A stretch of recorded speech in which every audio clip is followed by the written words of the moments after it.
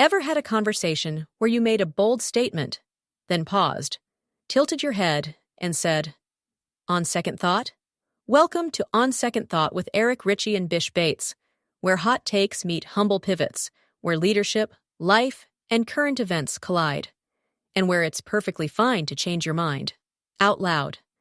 Whether it's marriage, manhood, or the madness in the media, Eric and Bish bring humor, heart, and a little healthy debate, because wisdom lives on the other side of, "Wait, let me rethink that." This is On Second Thought. Press play and be ready to pause. Hey, Eric, man. So how's it going, buddy? Good, man. This is what, number 3 now, I guess, right? This is the third one. We probably should have conversations not on mic, by the way. I don't know, but we I'm sure, we have to find ways how we balance between let's wait to do that on the podcast and let's actually have a regular ass conversation. We'll have to figure that particular part out. I think people like to hear both, we're nothing special out there. We're not regular, broadcasters. So I think that it brings a little something to it. Something like unprofessionalisal or absolutely. amateurism. Yeah. There's something to that. People go watch amateur baseball, so amateur podcasting. Although I've never watched ESPN where they're having a drink of tequila while they're talking on. You know what? I don't have a drink. I just ate. You know that because we talked about it a second ago. But I need a drink. We're gonna have to at some point. We're gonna have to do a pause in the podcast, and I'm gonna go get me a drink, and then we'll continue from there. What would your drink of choice be at this stage? Something very, very sweet. Yeah, you haven't got past that yet, have you? I don't intend to get past it. It's just gonna be. I'm just gonna. You know what? At some point, your palate matures. I don't know. I mean, you should be there now. But okay, no. Okay.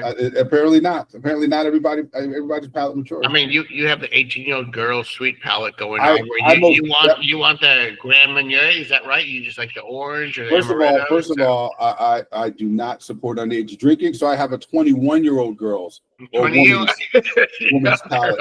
Let's be clear about what palate I have. I have as long as we're clear.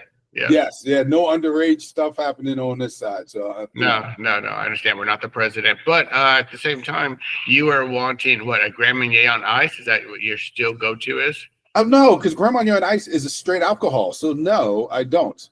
I will tell you the drink that I recently discovered that got me in the most trouble that I've gotten into ever related to drinking was I discovered something called Cinnamon Toast Crunch, which is I know what it is. It was new to me. I discovered it like 4 months ago or something like that. I'm like, this is the greatest shit ever because it's Fireball or cinnamon whiskey, which I'm good with that, and then it's a rum chata, coconut rum, which I'm good. I was like, I just drink it like a drink, and that's that's part of got me in trouble. Is I drank it like a drink.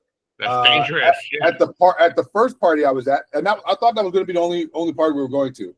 And then it turned out there was a second party that we went to. And then some of the younger people at that second party were doing shots. So I started doing shots with those younger people. And I won't get into details, but it wasn't. I did not represent myself well that particular day. It was it was bad. It was definitely bad. But I do like that. I don't have the ingredients, but I do like that particular drink. It's 2 ingredients, dude. You still have to go to the store and buy them. So I mean, I haven't gone to the store to buy them. So what's going to be your go-to today then? What's going to be your go-to? I do have some Grand Marnier. I got to think about what I'm going to mix it with. So I may just do it on ice because I don't have any sweet and sour. Like I said at the beginning that you weren't going to do. You said, but okay, yeah. You know the mic that we just talked about that you should put closer to your mouth. Yeah, the thing that I told you to make you look like you were doing, that's what you could do with that comment that you just did with the smart ass. I just have straight tequila and bro, that's like a shot. It's not a shot because I'm sipping it. I'm saying it's with the rock. I know, but it's just strong. Like I don't know. I can't. No, I can't. What are you gonna do with your Grand Marnier? You gonna take it in with a straw? No. So one, Grand Marnier is sweeter, so it's easier to me. It's easier to take in, honestly. So I'll have sometimes I'll get Grand Marnier chilled, if I'm out or something like that. Yep. And that's easier to sip. I'm saying tequila is just hard for me personally to sip. Right? Mm-hmm. Tequila is one, I think, probably the hardest one. It's hard for me to take shots of tequila. Like I just feel it more. I could do rum, I could do vodka, I could do others, I could do whiskey, but tequila, is the one that's sort of just going down.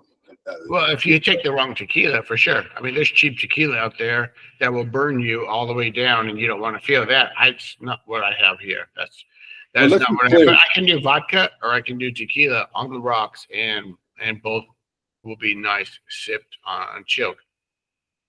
You definitely have a more grown-up palate. Listen, I may be older than you in years, but you are clearly older than me when it comes to drinking. So congratulations if that makes you feel better to be the old drinker between the two of us. But you probably also understand your, what you like, what you don't like. I just know I like sweet. I mean, I started out with amaretto and Bailey's. I mean, I amaretto's sweet, right? Amaretto's, yeah, sweet. What's Bailey's? Is that some sort of cream or something? Bailey's is like the same thing that goes into your cinnamon toast crunch, basically, but it's chocolate flavored. So really. Yeah, yeah. It's Irish, Irish cream with chocolate. So yeah. Okay, all right, fair enough. Yeah, right. Good stuff. So anyhow, do you want to grab that before we get going, or do you want to continue with our first subject? Yeah, let me let's take a quick pause. I'll go ahead and do that, and then I will come back. All right, man, I'm back. Got my drink. What'd you end up getting? It's a whole production, by the way. A whole production, really? Yeah, I'll tell you. So I Grand Marnier, chilled it, but let me tell you what happened. So I got. By the way, I'm gonna show you my glass, guys. We'll give a quick shout out. It's right there. The grandfather. It's the grandfather with the guy with the holding the. It looks like a guy with a really long, weirdly shaped penis, but it's a guy with it's a golf club. No, it's a golf club. It's a golf club. Just checking. I mean, sometimes that does not work for you. For some people, you can't tell, although that little tiny thin shaft doesn't work. So. But let's first, before I tell you, toast podcast number 3. I clearly have way too much alcohol in mine, but I will tell you why that is. All right, so here's what happened. So I went downstairs. I grabbed this particular cup. Oh, by the way, I wanted to show this cup to shout out to one of my good work and personal friends, Nicole, who bought that for me. That tells you how well she knows me, because she got it right after I became a grandfather. And it has the Godfather as sort of the theme, but also has a guy golfing. So all of that was just spot on. So shout out to Nicole. Anyway, so I go down and I get some ice out of the ice maker, right? And then I pour Grand Marnier in there. And then I went, well, Eric's looks nice and refined because he's got the big ball of ice in there. And I have some in my freezer, right? I just never use them. So I'm like, I'm going to do that. So then I pour the Grand Marnier out from the ice, right, into something else, and I pour the ice out, and then I put the big glass in there. I mean, the big ball in the glass, and I went, it'd probably melt less if I chilled it before I put it on there. So then I went back, got more ice, put all of it into a shaker, shook it all up, and then poured it over this. And by the time all of that happened, it was because you do water it down a little bit. Yeah, when you chill it, it was actually a lot more than I thought. But anyway. So that was my production of just trying to make a drink that's not super sweet, and it's just Grand Marnier. It's just chilled Grand Marnier, so it's a little thinner because got the water. It's not only chilled, but it's on ice now as well. so that's me. I need a cold. I need a cold, man. Can't even fake the funk. But this is the first time. This actually, you can't tell it now, but this actually was a golf ball piece of ice with shaped. Nice. Okay, that's kind of cool. So it all matches with the whole thing. You know what I'm saying? So it's a whole thing. Yeah, no, I have a tray of squares. So we do the squares. Oh, okay. No, those are nice. Those are the real fine ones, though. Yeah, those are nice. I also have the individual the ones that make the balls, but I don't use those ones as frequently because it's only one at a time. The squares I can make like 8 at a time. Oh, nice. Yeah, that's the only thing I like about the balls is that it is one at a time, and so. You use them. I feel like I lost something. You use it, and now you gotta go make it again before you can. You do, or you make a bowl. I used to make a bowl of them. So I have a bowl, and I would put them in, but then they would melt down as the freezer, cycle. So if I hear it correctly, Berna has your balls in a bowl. Okay, I got it. No, that's not what you said. No. That was before. What you said. Your wife has your balls in a bowl. That makes sense. That makes sense. Okay. Yes. So just saying, as long as you know where they are. How was your week this week, man? So anything crazy happened with you? I don't think so. I mean, it was work. I got some actual what felt like a a little bit of productive. Got some things checked off that I needed to get done for the team. Yeah. So that was good. And then we had a little like planning session, which I thought was good. Planning session with my boss and some of my fellow peers, and so that was good too. So it was a basic week. Just a full week. Did someone piss you off while you were driving or something though? Because no, but I mentioned okay. So I mentioned the whole people driving on their phones when they drive, but that's actually not a function of me driving. That's a function of me being on the bus, right? And so I take the bus into work because I would, like I said before, I'd murder somebody if I had to be in traffic all day, person driving. Figuratively, not literally. And so it depends. So you're in an elevated position, and so you can sort of see down into the car. Sure. Yeah. So I'm always sitting in the window, and so I just look down at the cars that are going by, and legitimately 70 to 80% of every single car that either passes us or that we pass, with a close enough speed that I can see what's going on in the car. Somebody flies by, you can't see, right? But at a close enough speed, they have their phone in their hand. I don't mean it's posted in their dash, in their hand. They have and this is rush hour traffic, stop and go. They have their phone in their hand. I'm just like, I can't imagine why there is not more accidents out there, because people are constantly just sitting there looking at their phone.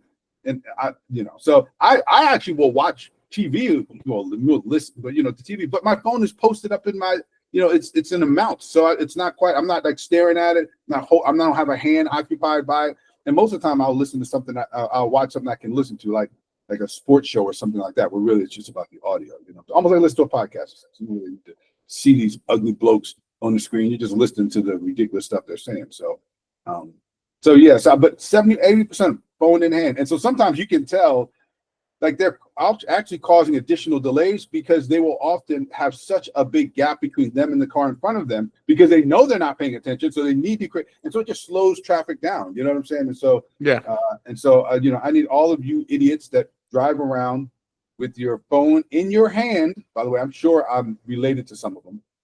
But with your phone in your hand, please stop. Please post it somewhere and then just wait till you get home. So I'm okay with this. I'm okay with driving in one hand.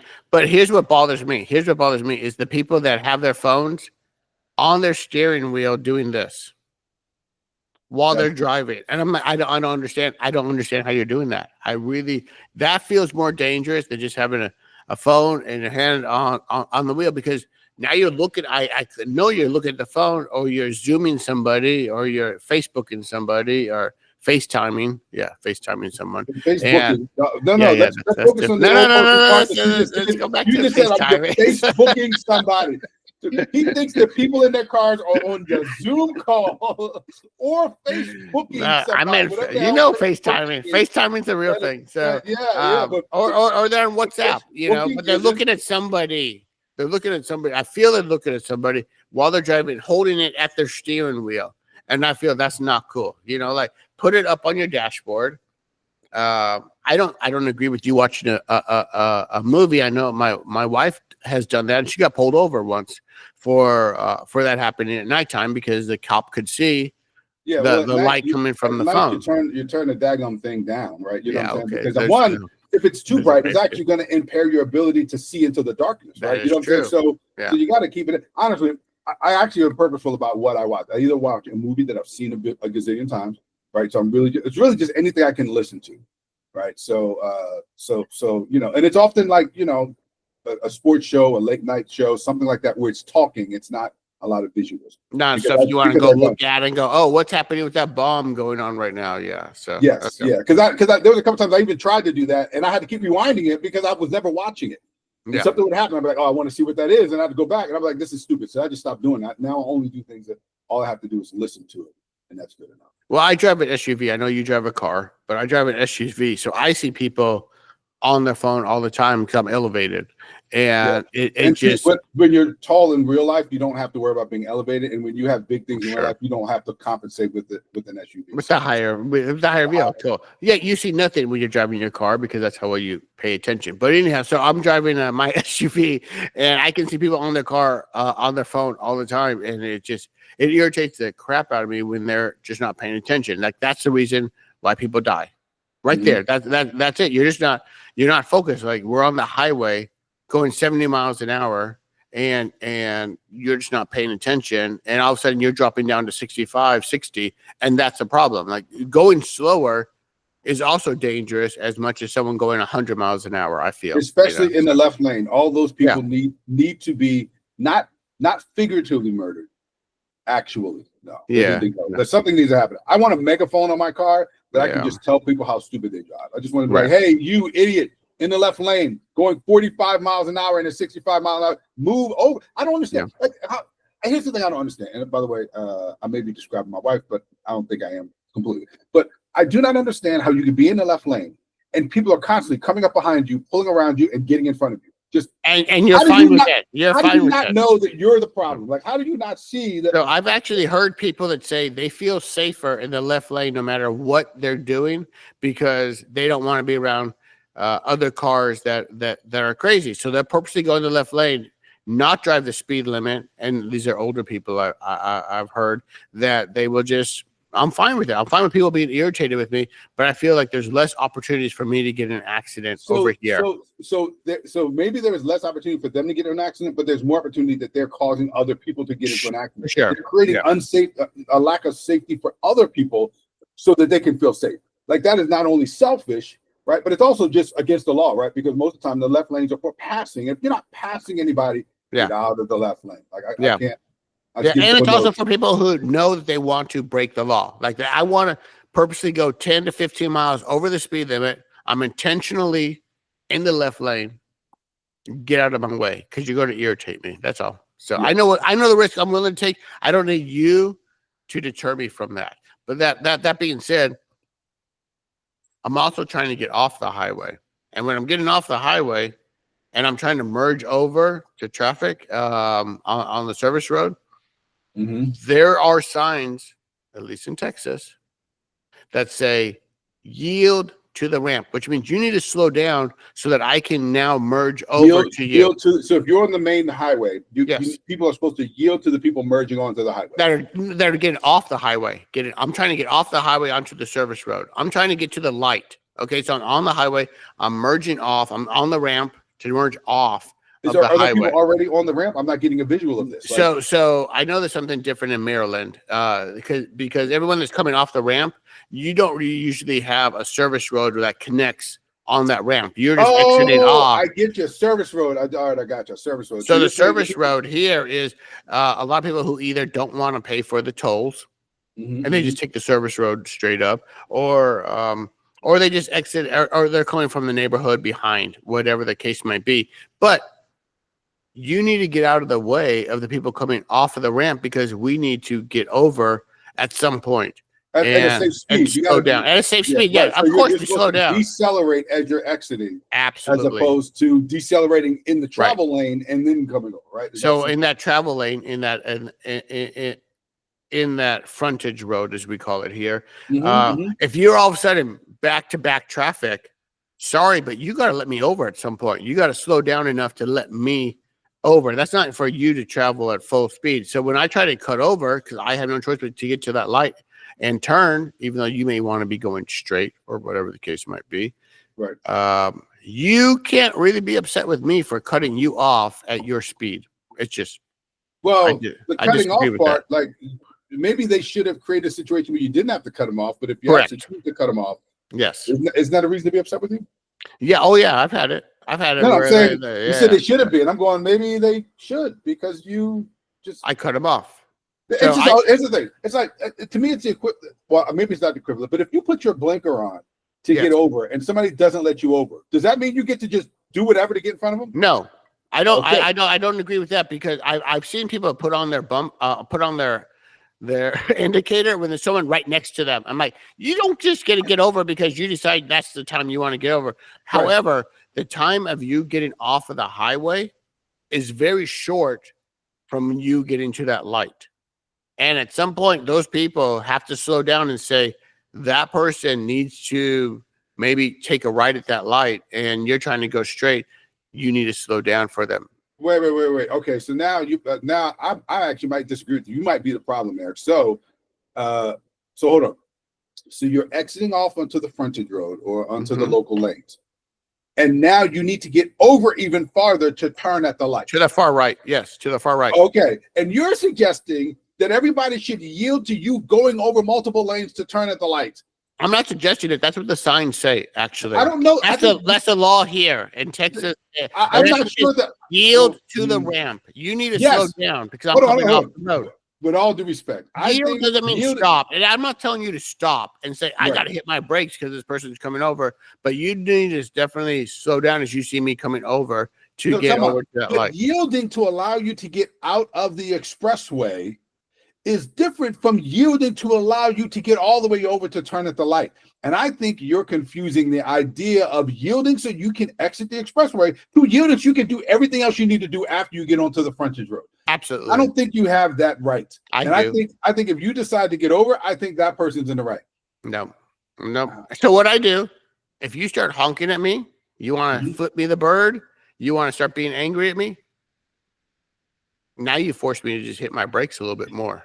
Slow it down for everybody. You are becoming the villain in this story. I hope you know this, right? I understand that. I'm trying to help this person understand that these are the rules, and he maybe needs to calm down and recognize what the rules are here. So my job is to help educate and teach the public one car at a time that this is what needs to be done. Now, my wife doesn't necessarily agree because she gets whiplash. Because she's a rational human being, I'm sure. No. She's a passenger. So, and I'm an aggressive driver, and I'm telling you, I'm not so sure about that one. Yeah. So this is where it calms the guy down.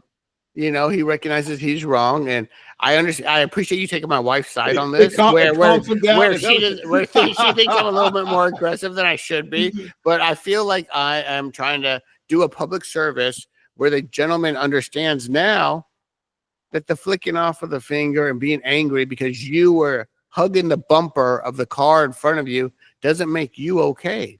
It just doesn't. I still need to get over, and I have a very short window of time to get over. So to exit the ramp, yes. The fact that you're exiting onto the frontage road with very limited space to get to the light, that may suggest that you should have done the previous exit versus the one where you have no choice but to get over like immediately. And Texas roads don't work that way. You go. That means you would exit at a whole different. No. You would have to exit a whole nother mile out before you get to that exit. So no, the whole point of yielding to the ramp is you slow down so that I can get over one freaking lane. I'm not trying to get over 3 lanes of traffic. I'm trying to get over 1 lane so I can turn right. Hold on. All right. And if we can all merge at Chick-fil-A, where there's 2 lanes of traffic and now some McDonald's, if you can merge that way, then you should be able to understand how to merge off of the highway and understand 0 people. to 1 mile per hour versus something else. So here's the thing. I think it's an understanding. Here's what you're going to need to do. You're going to need to. Do you have a dash cam? No. Okay. Well, you're going to need to put your phone mounted and then record. Don't do it with your hand. Don't be one of those people. But mount, and I want you to take that exact same. I want to see a video of what that looks like because I am not convinced. I want to be on your side. You know I do, but I don't know about this one, man. And so I need to see that happen along with the sign that says that they're supposed to merge, and then we can adjudicate whether or not you are in fact. So a lot of people in Texas don't believe in indicators because then everyone else just speeds up. So you're basically giving someone warning to, all right, you should accelerate now because I'm not going to let you get in front of me because I don't know. We're always trying to be the winner and be in the front. So for whatever reason, which is another interesting thing. Like if you cut me off and you're at the red light, like you cut me off right before we get to a red light and then the red light turns green and you're the slowest car off the line. What was the purpose of that? Like I expect if you're cutting me off, I'm fine with that as long as you're taking off and you're going faster than I am. But if you're the slowest one off the line and you're still going the speed limit, I just want to give you a push. What if they're trying to make a point to you because you didn't let them in? Let me explain something to you. Only I make points. People don't make points to me. I'm already experienced this. So my guess is the people have been trying to make points to you on the road for decades, and you were just missing it. You're going, they're idiots. And then actually what they're doing is trying to make a point to you. That's what it is. That's what you think it is. That's what you think. I think it's a non-zero possibility. That's what I think. A non-zero is accurate. I would give that. So yeah, because my wife says the same thing when I say I'm trying to teach this guy a lesson, and she's like, they don't understand the lesson. You're trying to teach them. You're just being dangerous right now. I'm like, oh, yes. they understand. And now you're trying to say others are trying to teach me a lesson, and I haven't received it as well. So. Yeah. By the way, I think that people are they're very bold in their cars. And I'm curious if you would have the same amount of bravado if you were just walking. Somebody cut you off walking. In the mall, I actually say this. I say the people in the mall that stop while everyone is in the path of the mall while we're going down the main to get to the next door, that all of a sudden like, hey, I wanted to have a conversation with so-and-so right now and stop.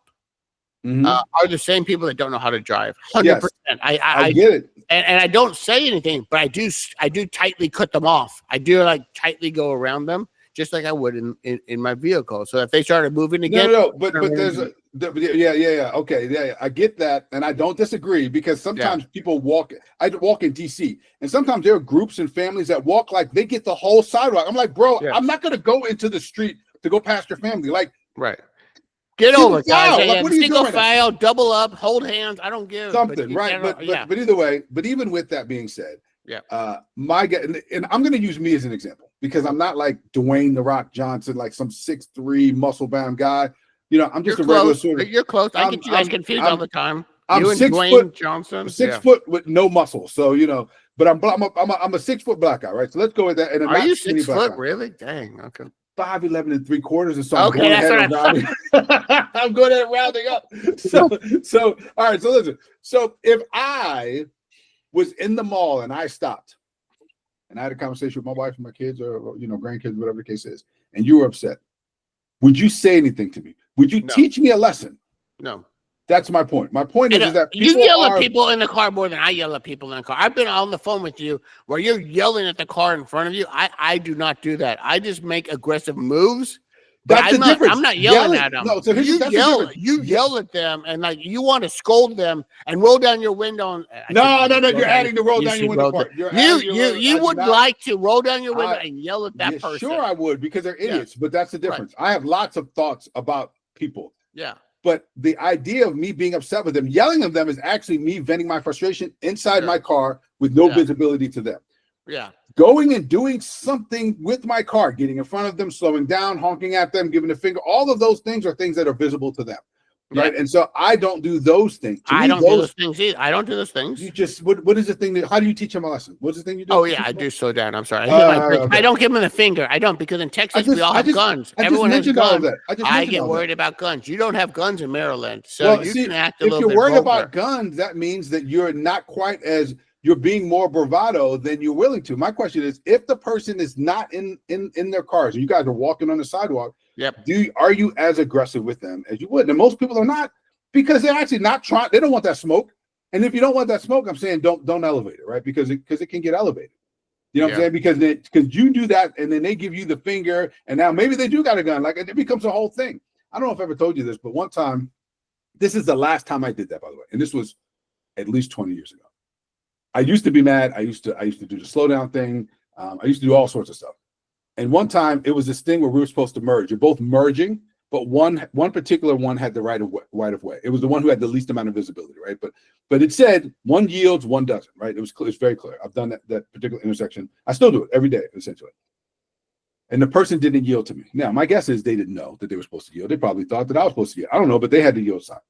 And so I don't know what happened, but I ended up having to go off on the shoulder because of it.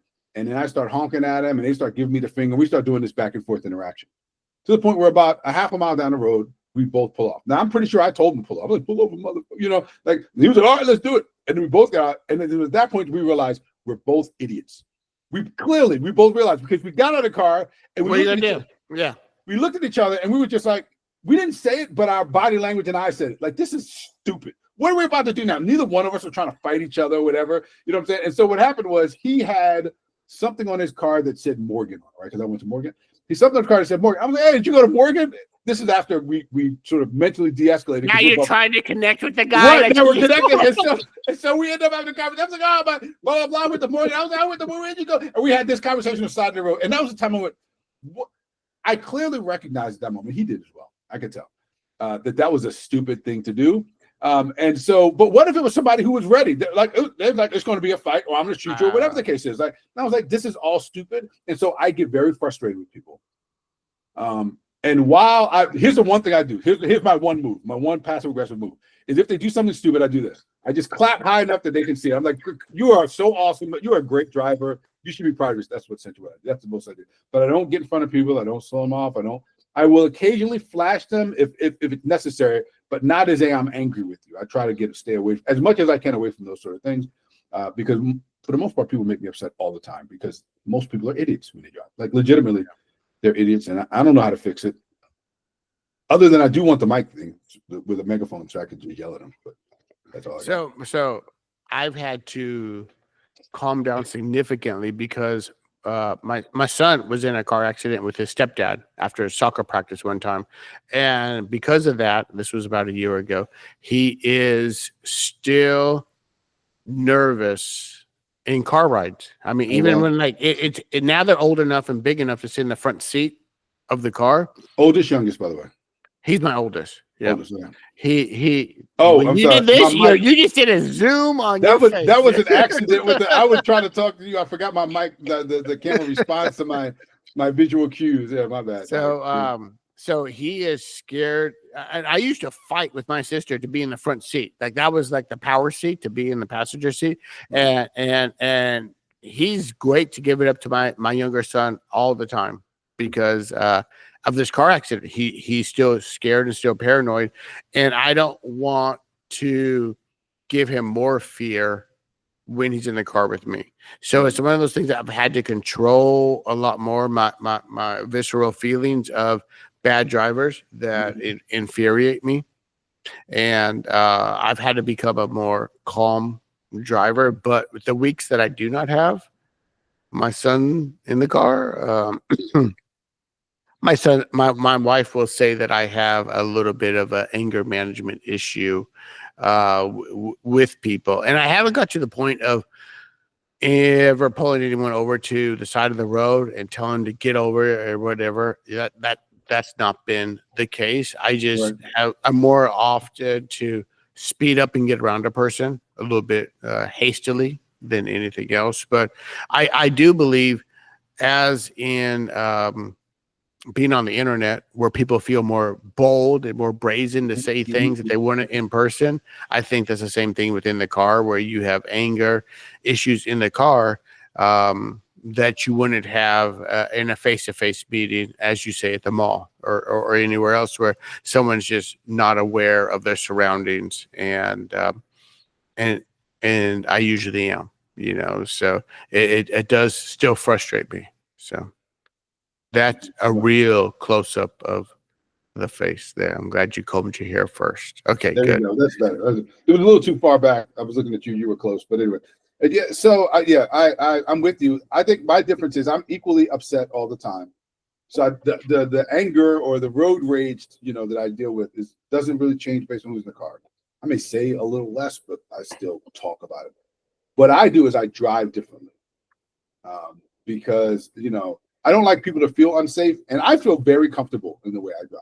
Right, I drive pretty aggressively. I drive pretty fast, but I feel very comfortable. I feel more comfortable with me than just about anybody else out there, and that I've driven with. I'm a very nervous passenger, but I'm a very comfortable driver. But I recognize I drive in a way that makes my passengers nervous.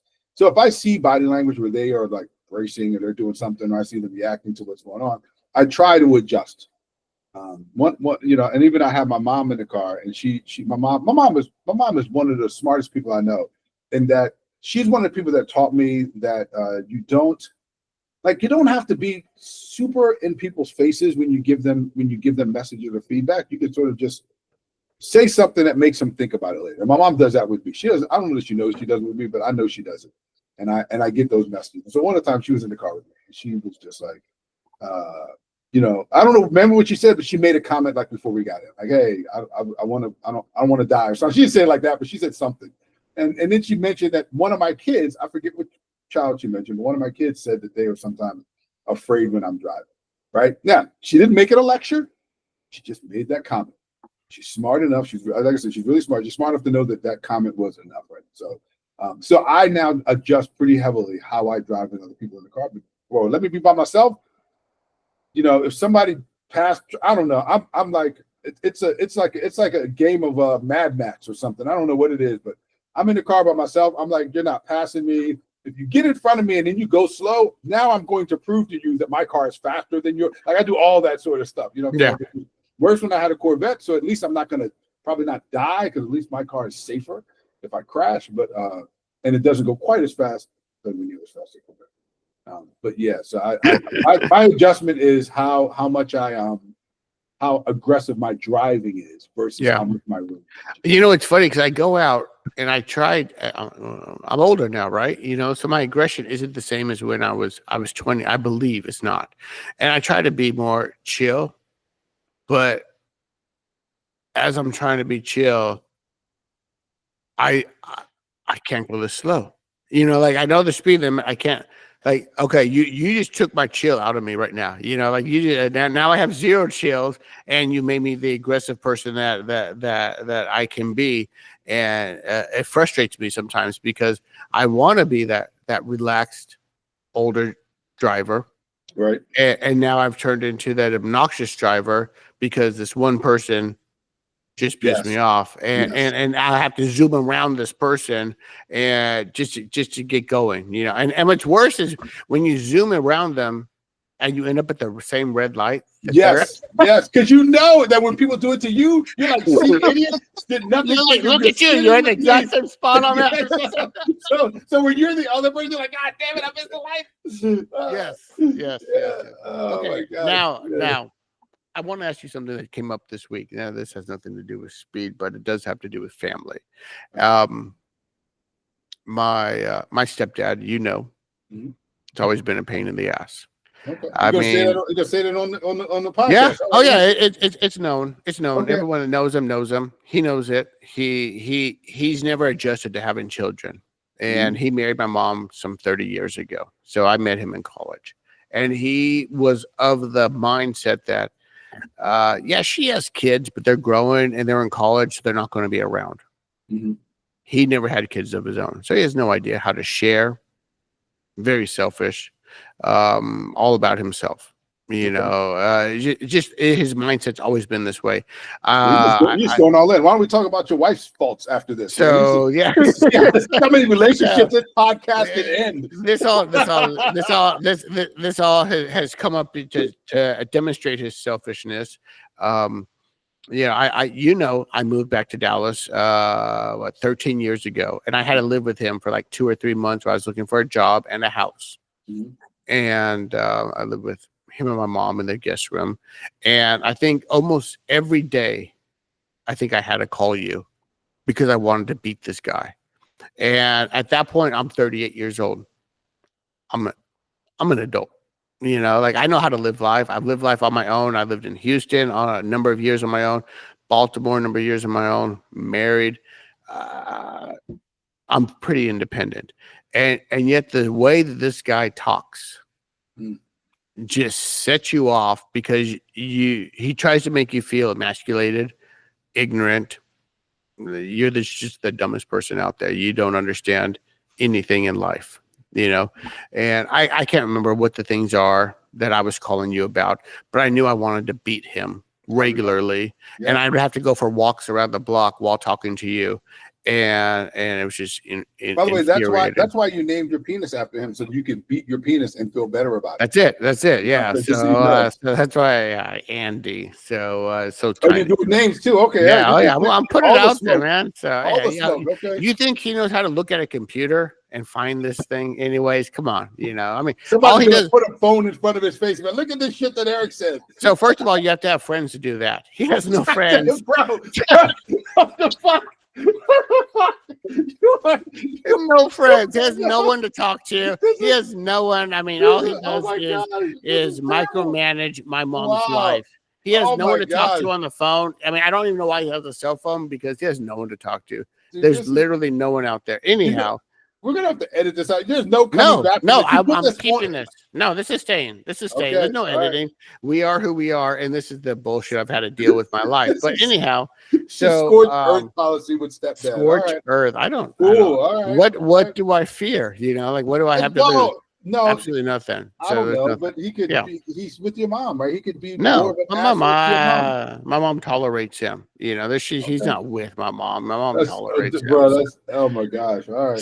So anyhow, so this guy, he just never knows how to say anything. Like he never knows how to say anything appropriate. He doesn't know how to address social situations. We'll go to a restaurant, and he'll be the guy that is like snapping. Hey, wow. Over here. Hey, this is not how I wanted. I'm curious how much of your food has been spit in. Yeah, I will say this to the waitress or waiter who comes over when I'm out with him. I'm like, he is separate from me. I'm fine with what you're doing, and I appreciate the work that you're doing. He's never worked in food service. Speak English because that's a whole lot of body language you're doing. No, she doesn't know the words. It's just my language. I want to make it clear that I am separate from him in any way possible. So that wasn't American Sign Language. That was Ebonic Sign Language. I don't know what the hell you just did with the butterfly. So yeah, I always have to I apologize for him all the time, and he's a terrible tipper on top of that, you know. So it's just one thing. Like you treat someone bad and you still poorly too. See, that's what I just need. And I'll go back. I've gone back before and I've thrown money on top of the table. Oh yeah, I've done that too. Like you know, we've both been in the service industry before. I will not undertip somebody. That is not acceptable. So that being said, we had a situation where he moved my mom out of the house. They moved out of a house into an apartment complex where it sounded like he kicked your mom out, but okay. This is like one of those older places, you know, where you got to be like 65 and older to be in or whatever, and they have medical help. So if anything happens, they have people there that can help and assist with that situation. So the whole thing is set up like one of those lifelock bracelets. Almost, but it's in the bathroom. You got to make it to the bathroom. Like if you fall in the living room, you got to get away into the bathroom to pull the cord that says, "I need help." Yeah, this is stupid, but yeah. So they have that, and that's it. That's an independent living. They have memory care area. They have full-time care if you just are not capable of being yourself. And they put you over there as well. So they have all these different options. They even have a rehab if you have surgery and you can't take care of yourself. They have rehab that will help you get through rehab. So he moved in there before they needed to move in there, even though he's fallen a number of times, and my mom has fallen and broken her hip or her shoulder or whatever. So his theory is we have to get in there before we have to get in there.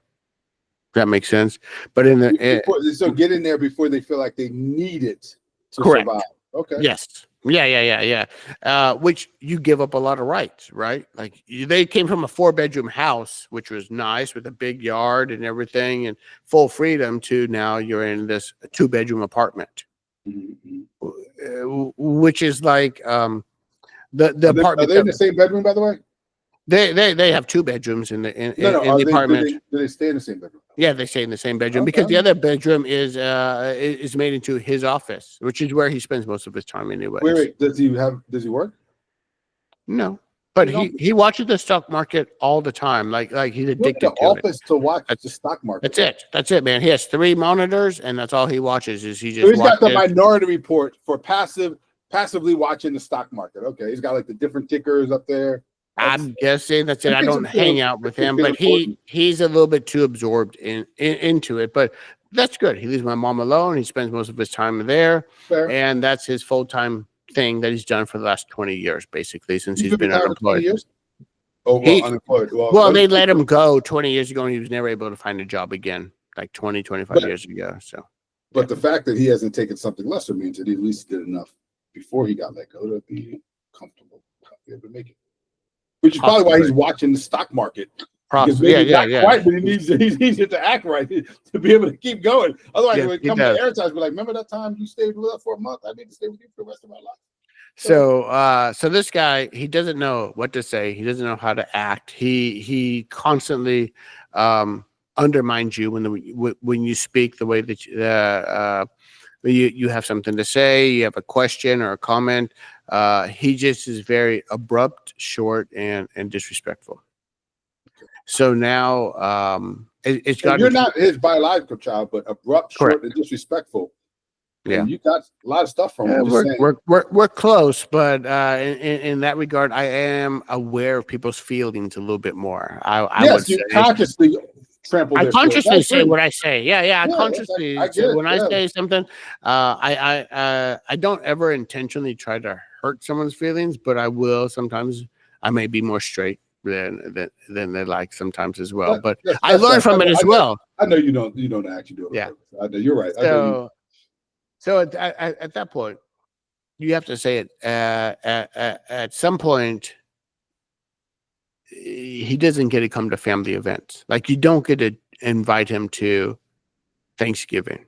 You don't invite him to family holidays because you know that what he's going to say is going to turn the tide of the whole feelings of the holiday. You've insulted enough people along the way that when you come and you insult how the food is done or what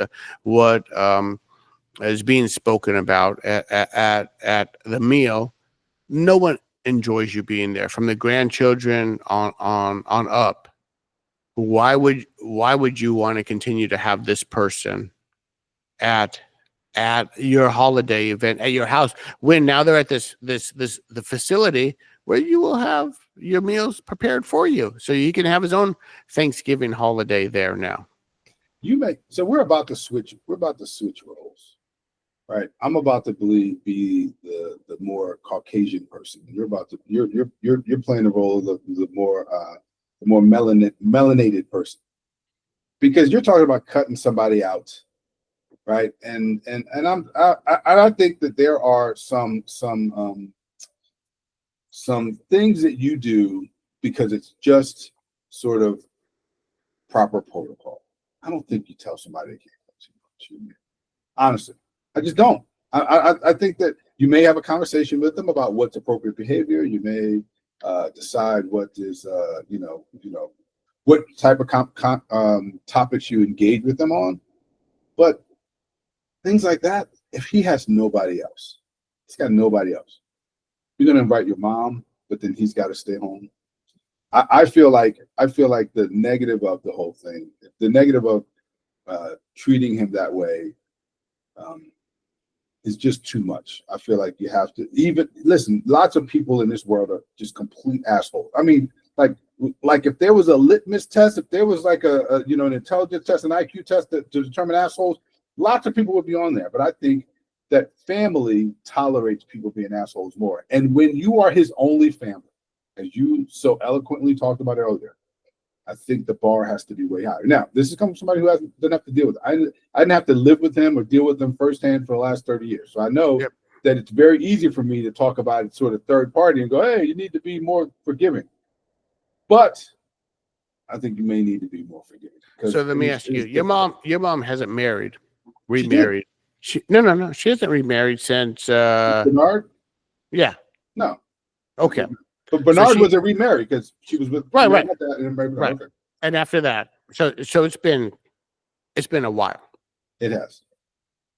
So let's say hypothetically she remarried 5 years later to this guy who maybe treated her well, but didn't treat you so well. And then on top of that, when you go to visit and you know that you already have a tough relationship with him, even though he's your mom's husband, he insults your wife and he gives her a hard time. And your wife says, I don't want to see this guy anymore. Now You have a holiday coming up. How is Bish going to choose between his mom and his wife because of this jackass? What are you going to do? I am like Chat GPT, and I'm going to say that is a great question. It's a great question. Could you get out Chat GPT stupid ass question? I saw your face changing as I'm giving you this example because this is real life. yeah, that's a great question. That's such a smart question, Eric. So so if your wife actually says that I don't want him here, well, they're done. Because the same way that he married your wife, and he married your mother, not you, so is not accountable to you. You married your wife, and you're accountable to her, right? And so so if it is a wife versus, that's easy. I didn't realize that part of it, right? That's so if it's a wife versus, well, but even before you got married, you still hated that fool. So, but either way, but if it was a wife versus him, the easy decision.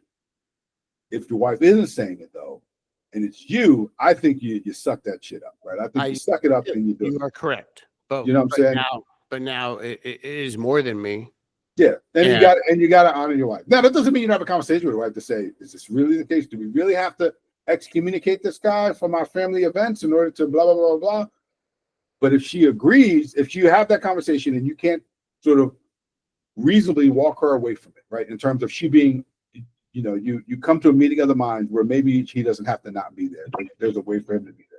If you don't get there, and she's not stuck, she stays. She's pretty, solid on the position of I do not want him here at this event that you're hosting, likely. Then it's a no-brainer. I rescind my point. You know what? For the first time, because I know we had this whole topic of on second thoughts. We're not going to do this a lot, by the way. We're not going to do it a lot because we're not trying to be on the nose with the damn title of the podcast. But on second thoughts, that's valid. And if it's a wife versus freaking stepfather, easy decision. Yeah, you got to go with the wife.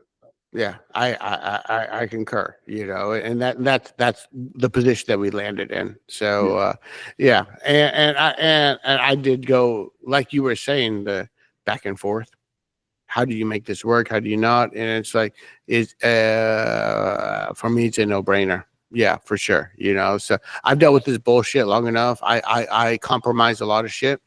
I don't feel like those connected to me have to or should have to deal with his bullshit. I appreciate you trying for sure, but after a while, like if you came to dinner with me and you saw him snap at someone and degrade the server, you would be like, we're never having dinner with this guy again. Like we're just not like we're gonna go out ourselves. You and I would have that conversation. Like that was we would have a conversation. That was super uncomfortable, man. But also would probably, if it depends on how comfortable, because I've only met him, I think the once at your wedding, right? So once or twice, yeah. I guess I probably met him at the first wedding. Was it the first wedding? Both weddings. Okay. Yeah, I don't remember him from my memory's terrible. I only remember him from the second wedding. Maybe it's just because it's more recent. But so I would say that I try to be honest with people, and so I would likely, if I felt comfortable enough, have a conversation with him, be like, What the F? What are you doing, bro? Like, why? I have. Okay. No. I'm saying you're saying that I would probably have said I'm not gonna have dinner. I'm saying no, I'd probably go with the route of trying to have a conversation with the person. Not saying you would talk to him. Me. You would talk to him. Really? Listen, if I felt comfortable enough. That's why I said I've only really met him at the second wedding, and so I don't know him enough. But if I felt comfortable enough with him, I would actually go, what are we doing right now? Why would you talk to somebody? Like I would actually have that conversation before I would then decide, bro, I don't want to hang out with him. You know what I'm saying? Because I have your perspective on him. But I'll be honest, at your wedding, he was very kind. Sure. He was in a good mood. If I remember us having conversations about it during that period of time, he was his best version of himself. If I remember. Yes. I remember. So I recognize it. Yeah, I remember that, so I have a very specific perception of him. But but I would at least try. That's my MO. I would at least try to have a direct conversation. Again, if I felt comfortable enough, because just because I met him twice now, that's not enough to then go, hey, you need to talk better. But if we having dinner, that means we'll probably have a conversation at some point on the way back. That's my MO. On the way back from the restaurant, walk into the car. I'm like, hey, Andy, slow up. I'm like, hey, what the fuck is that, bro? What are you doing? Yeah. And I would see how he responded, because to me, while I do judge people all the time, like we all do, I judge them less on their initial action and more on their response to having a conversation about what their actions were. Sure. Because we all can learn something. We all can. Right. I think that's one of the benefits of our time and our relationship together, that we've learned from each other. We've also taken the opportunity to hear each other's perspective and be better as a result of that, right? Yeah. That it wasn't necessarily where we started, right? When we had any initial conversation about something, but we have adjusted over time. And I think that is the mark of a mature person. Like that, they can hear a perspective counter to where they started, where they believe at the moment, and they can at least infuse that into their belief system, their thought process. Not belief system is a strong word, but their thought process, and consider that going forward. And so I value people who can do that, because I don't care where you start at. If you can do that, then we're gonna be okay, right? We're gonna have some conversations, and we're gonna be okay. So if he was reasonable, and by the way, not just him saying it in real time, but seeing the behavior change, then I would be willing to have that conversation. Yeah, I've had a conversation with him because I got a call one time with my sister was staying over there with him with her 2 kids. And I think at one point her son opened the door to let the dog out, and he fell asleep in the chair, and he woke up and he snapped and started yelling at basically his grandchild. And my sister didn't know how to react. And my sister's a strong personality herself, and they've had pretty strong words, and she calls me and is like, I'm not sure how to handle the situation. And I said, okay, I'll come in over the next day and I'll talk to him. And we had a one-on-one conversation, and my conversation with him went something similar to he has a younger sister, but they're like 8 years apart, so he didn't really grow up with her. By the time she was old enough, he already moved out, so they weren't really a part of each other's lives. So he never had any friends, and to this day he has no friends. And I said, the reason that we come around and we visit the house is because of my mother, not because of you. And the way that you treat your grandchildren is pretty bad. Like, yeah, you weren't good with my sister and I, but we were older, and maybe you didn't know how to handle that because you thought we were just going to disappear. But now you're upsetting my mom enough she's considering stepping away from the situation, and you have nobody. So now you're older, and you have nobody in your life. You use dirt. You didn't just call them old, because I see you sick just because you're old. Older, and you have no one in your life, and the way that you treat my mom and the way you treat your grandchildren is not okay. And you should really consider that, because if my mom decides to leave, which she did, she moved in with me for about a week or so, and tried to step away for a little bit. But you have nobody. Like, there's no one in your life. And you may want to reconsider how you speak to people and how you handle situations, because it's not a great way to end your life with no one around you. And I'm just trying to give you this information so you know that the way that you responded is not okay. You shouldn't be snapping at your grandchildren. You should be able to enjoy your grandchildren and have fun with them and try to understand them differently than you could understand me and my sister. Perhaps this was your chance to do a start over, but you weren't really good with it. My kids even call you mean grandpa because you're always yelling at grandma when we're over there about petty things, and you can change that narrative anytime you want to. And I said, after this conversation, and it was probably a 20-minute, 30-minute conversation, maybe. I said, is there anything that you want to add? And he was like, no. And then it was like I attacked him in his mind. So then we didn't talk for like months because he was angry at me for even saying this to him. And he just never adjusted anything. Like, he was good to my mom maybe for a week or so after that. Right. And then went right back into his regular habits. So I have tried to have those conversations with him. Like, you got to be careful about how you say that. Like, he snapped at my mom and told her to shut up one time in front of me. And I was like, you don't get to tell my mom to shut up. Like, we teach our kids. We don't do that. We don't tell people to shut up. Like, we try to work out our situation. Like, please be quiet, or I don't like what you said. Well, I would like to say something, Eric. So can you shut up? So anyway, like I was thinking. Yeah. I'm let me tell you something. It doesn't go because it triggers something, right? When someone's telling you to shut up, it's pretty strong. Absolutely. like it's not a joking thing. It's a disrespectful thing. And he said his response was, "I get to talk how I want to in my house." And I said, "Yeah, but not in front of me." Not two people. You're still talking to a human being. So no. So that wasn't okay. So that was an issue that we had as well. It's just, this is how he is, and he's older.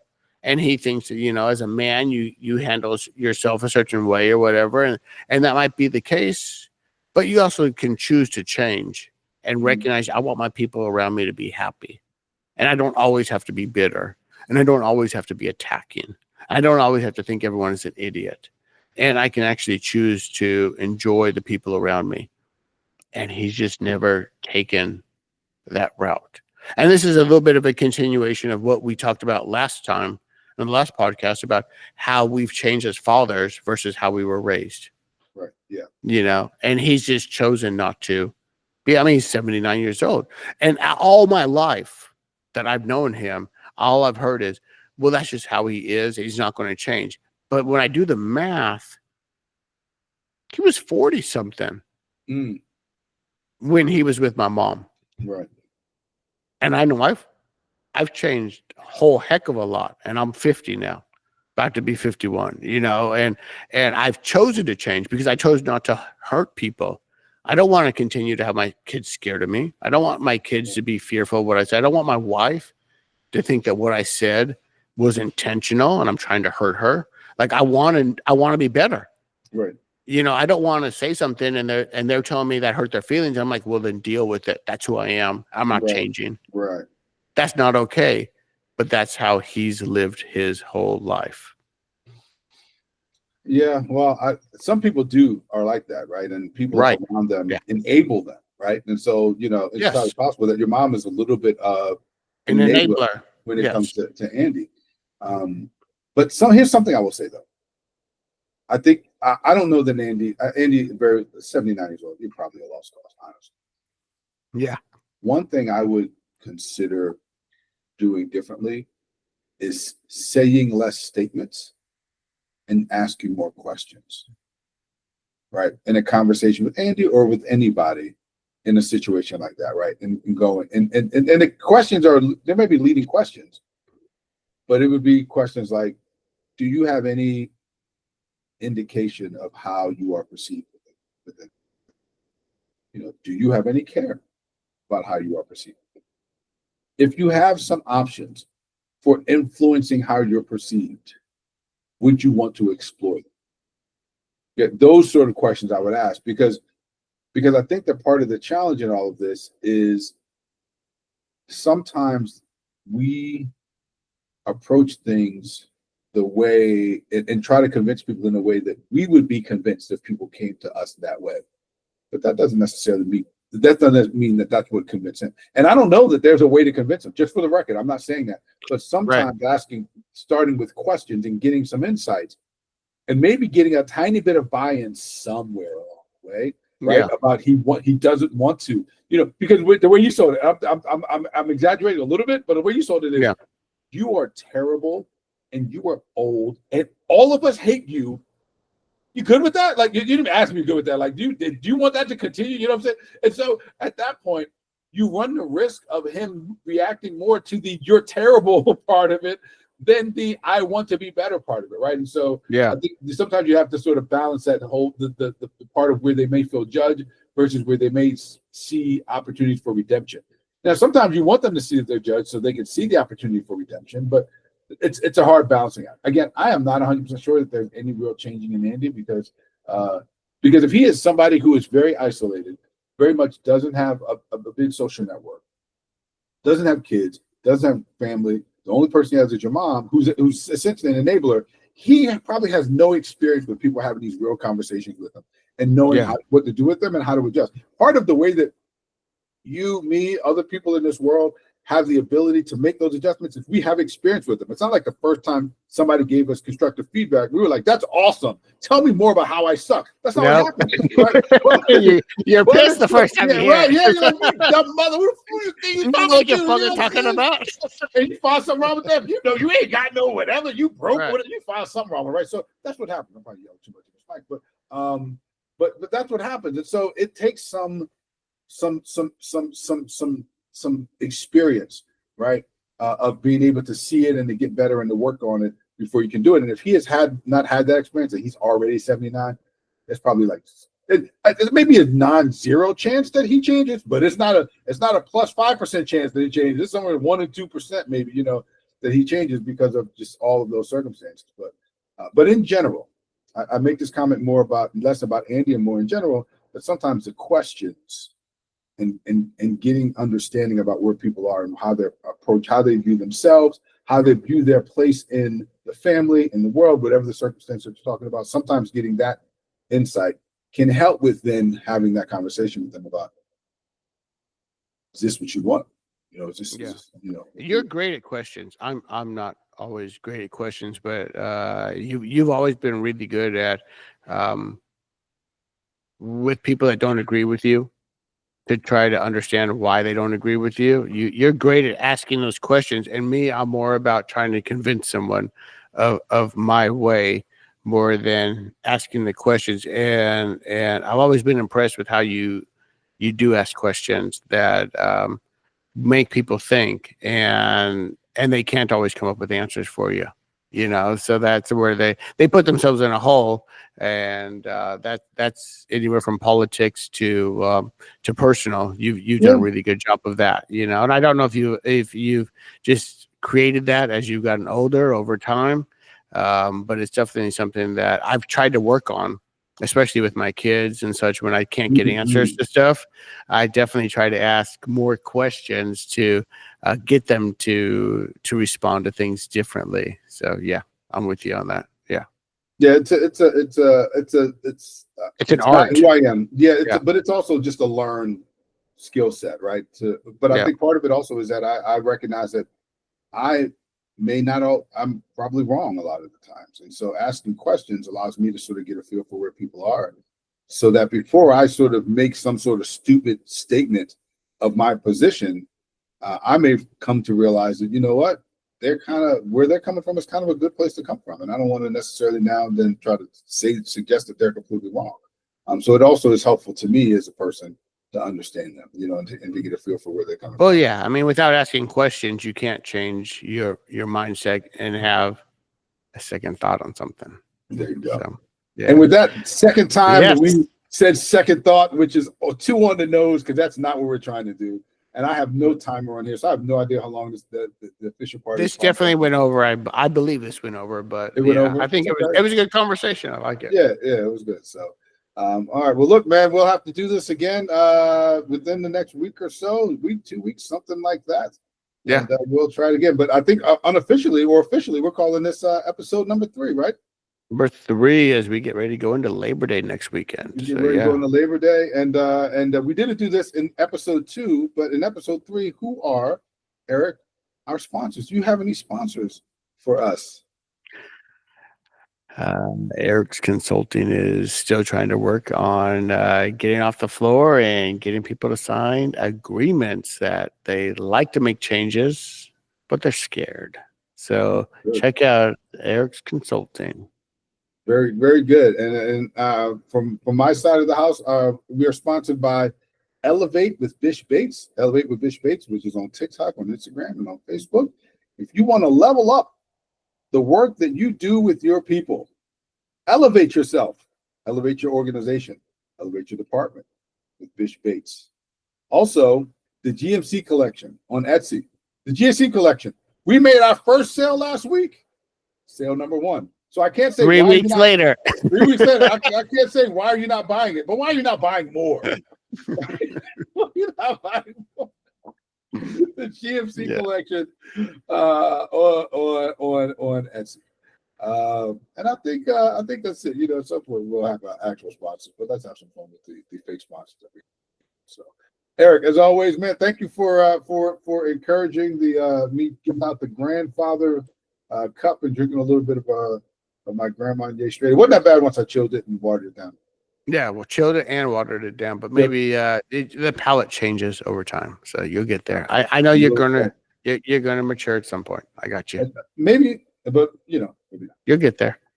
All right. Well, look, as always, it has been a pleasure, and this has been On Second Thought with Eric, Richey, and Bish Bates. Please subscribe, click and subscribe with all the things you do on YouTube, on Instagram, on Facebook. I think those are the main ones. I don't think we've done I don't think we've done Twitter and Threads yet. Maybe we have. I don't know. But either way, it's On Second Thought Show. On second spelled out thought show at all of those places that I just mentioned. So please like, follow, subscribe, and generally speaking, don't burn the house down. Essentially, while we're trying to figure this out. So thank you all. Appreciate you. All right, Eric, man, have a good one. Tell Berna and the kids I said hello. And, hey, you as well, man. Hope your kids are doing well, grandchild as well. So they are. Actually, grandchild is downstairs. So yes, so it's got a little fun visit this afternoon. So all nice. The teachers are getting ready for to go back to school tomorrow. So that's what's happening. Excellent. Cool. All righty, man. Take care, man. Talk to you soon. All right. Bye now. You've been listening to On Second Thought with Eric, Richey, and Bish Bates, where it's never too late to rethink, rewind, and revisit the conversation. If you laughed, learned, or had your own On Second Thought moment, go ahead and subscribe, share, and leave us a review. We want to hear your thoughts. Even if you change them later, follow us on Facebook, Instagram, and TikTok at On Second Thought Show and join the conversation. Until next time, keep thinking, keep growing, and don't be afraid to say, you know what? On second thought.